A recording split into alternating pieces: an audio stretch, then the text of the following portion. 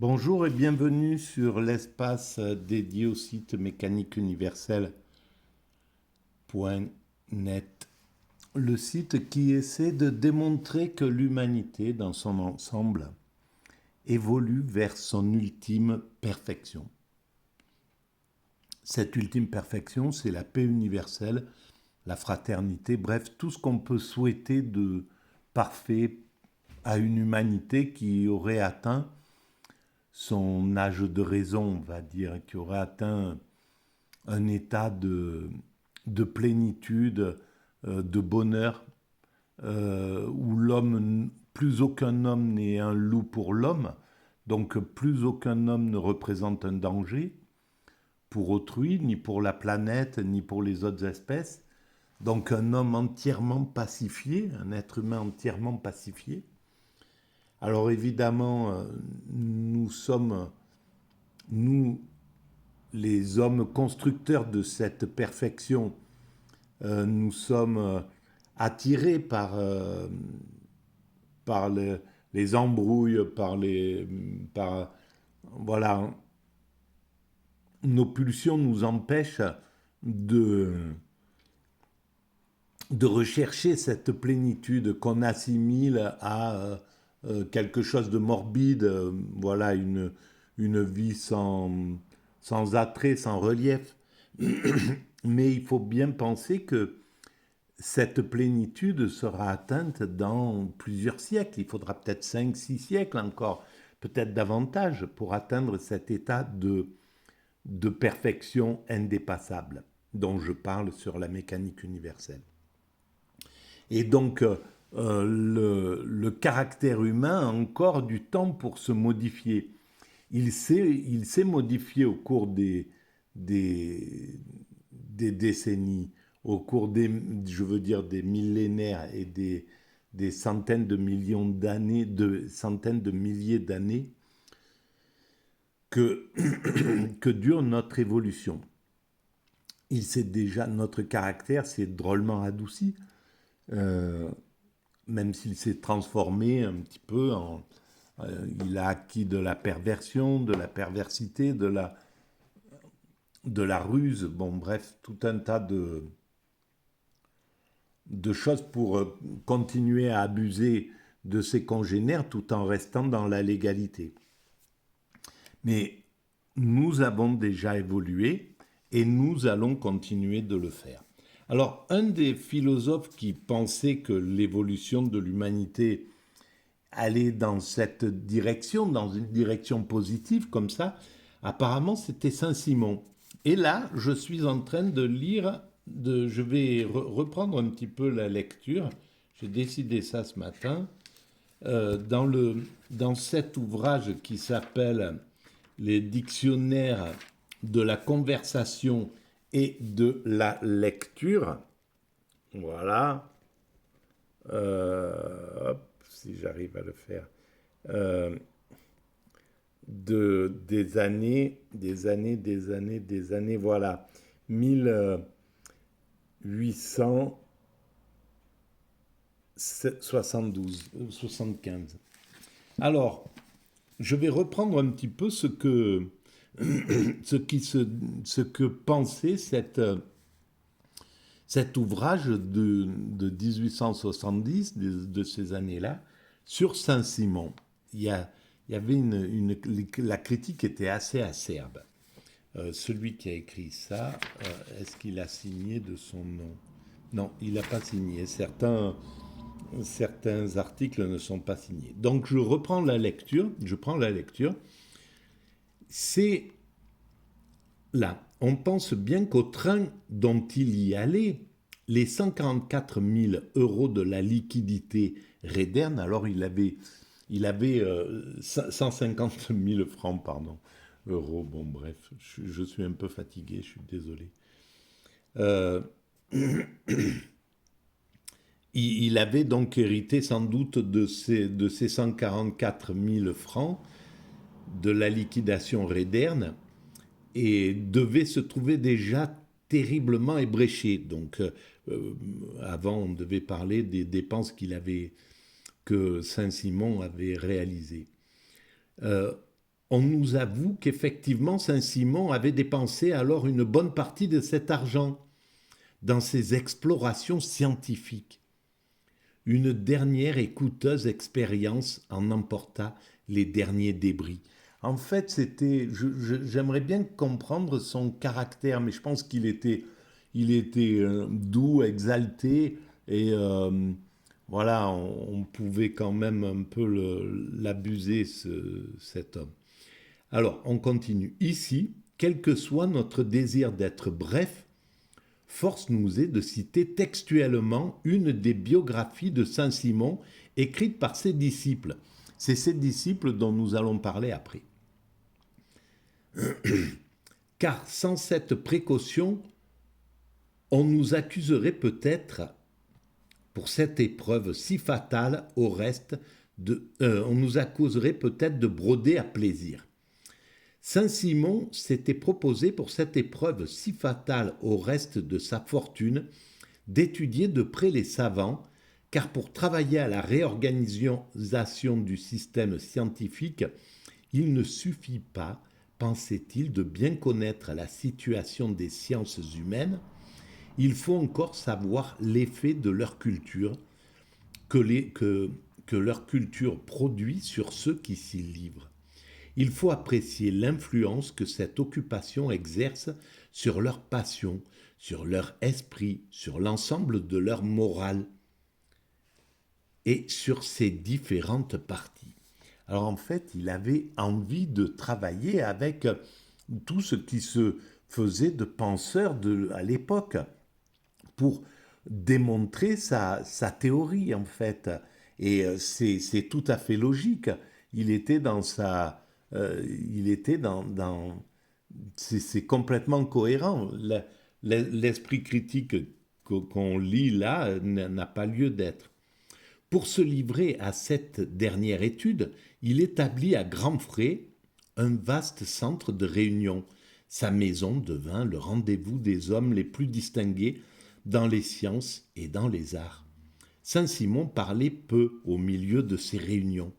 Il y assistait surtout en observateur, étudiant à l'écart la manière d'être, les allures, le ton, les impressions des savants et des artistes, et comparant surtout le génie de ces derniers avec celui des spéculateurs scientifiques.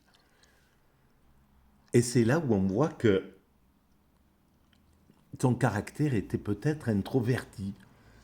C'était pas quelqu'un qui voulait se mettre apparemment en évidence, à prendre la parole et à imposer. Il était dans, dans la logique de démontrer que l'humanité évolue grâce au progrès vers des temps idylliques.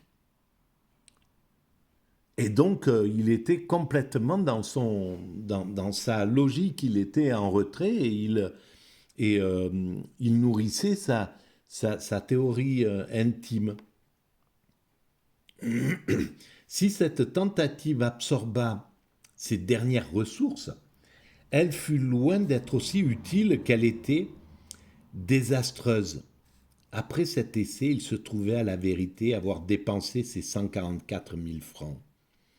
Mais il avait fait un pas immense vers le but constant de ses efforts. Il avait dressé l'inventaire de toutes les richesses philosophiques de l'Europe. Voilà. En fait, il n'avait pas accès à Wikipédia et à, à la lecture automatique comme j'ai accès moi pour éviter d'abîmer mes yeux et de lire, je mets en lecture automatique les choses. Et donc, mes yeux fatigués déjà. Et donc, euh, il voulait en fait rassembler toutes les sciences, ce qui était complètement logique par rapport à sa visée. Il avait visité tous les pays intéressants. Il avait étudié les hommes les plus célèbres. En un mot, il avait rassemblé tous les matériaux nécessaires à sa mission. Ben oui, s'il était maintenant, il utiliserait Wikipédia. Il n'aurait pas besoin de sortir de chez lui, pas besoin de dépenser des fortunes, pas besoin d'épuiser justement son patrimoine, etc., pour arriver aux mêmes choses. Pardon. Jusqu'alors, sa vie avait été une vie d'aventure, de voyage, d'excursion et d'expérience. Il avait vécu riche, entouré, recherché. Il commence cette autre vie silencieuse, misérable, isolée, calomniée, abreuvée de mille déboires, et dont les soins de quelques disciples n'adoucirent l'amertume que dans les dernières années de sa vie. Donc là, c'est ses disciples qui écrivaient ça. Cette courte citation donnera au lecteur une idée du merveilleux sui generis dont les disciples de Saint-Simon se sont attachés à orner sa vie, ainsi qu'un échantillon suffisant du pathos et du jargon spéciaux imaginés pour recouvrir toutes ces niaiseries d'un certain vernis scientifique et philosophique. C'est honteux de penser comme ça, bon. Mais à l'époque, c'était. Mais même maintenant, on pense exactement la même chose, certains, de ma théorie, que c'est une utopie, que c'est un délire, que c'est etc., etc. Et pourtant, elle tourne, comme disaient les ceux qui étaient conspués. Je continue. Qu'on remarque bien aussi le rôle misérable que les disciples de Saint-Simon persistent à faire jouer aux professeurs, aux savants et aux artistes les plus distingués de la première décade du XIXe siècle. Vil parasite de ceux ci-devant, grands seigneurs, ils mangent ses dîners, boivent son bon vin et puisent à leur gré dans sa bourse tant qu'il a les moyens de tenir table ouverte afin de le faire poser devant lui pour ses expérimentations et ses études. Mais dès qu'il n'a plus le sou, il lui tourne le dos, le calomnie et l'abreuve de mille déboires. Bon, l'humain est ainsi fait, et c'est ça que nous dépasserons, ces pathologies, l'égoïsme, la jalousie, le mépris, la médisance, toutes ces petites activités mentales humaines avec lesquelles on doit composer et qui gâchent la vie de tous les sensibles et qui animent euh, les, des sources de plaisir de tous ceux qui ont suffisamment de perversité pour en profiter. Voilà, mais tout ça, toutes ces pathologies, l'humanité va les soigner, mais illico, bientôt, très bientôt. Dans quelques décennies, on commencera à travailler vraiment sur les pathologies de l'humanité. Des pathologies qui sont le fruit de notre transformation entre les primates naturels et les hommes constructeurs que nous sommes. Donc ces pathologies sont le résultat de cette évolution-là, de cette chrysalide. Je l'ai expliqué dans une vidéo précédente. Dans tout cela, il n'y a rien de bien neuf, assurément. C'est le dénouement ordinaire de toutes les histoires de prodigues.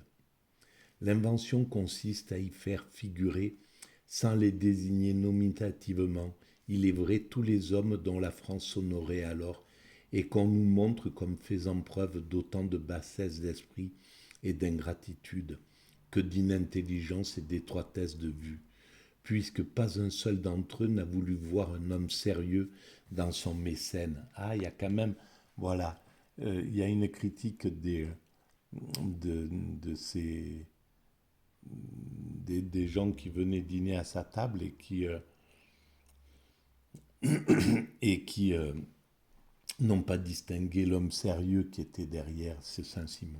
Donc Saint-Simon. Leur véritable crime à tous ne serait-ce pas plutôt de n'avoir jamais compris ni cherché à comprendre le bavardage économico-politico-mystique qu'on trouve dans les divers écrits de Saint-Simon. C'est là où c'est bizarre parce que il y a une critique générale, quoi. Et ça fait penser à des philosophes contemporains qui ont besoin de critiquer tout ce qui passe autour d'eux. Euh, et c'est triste.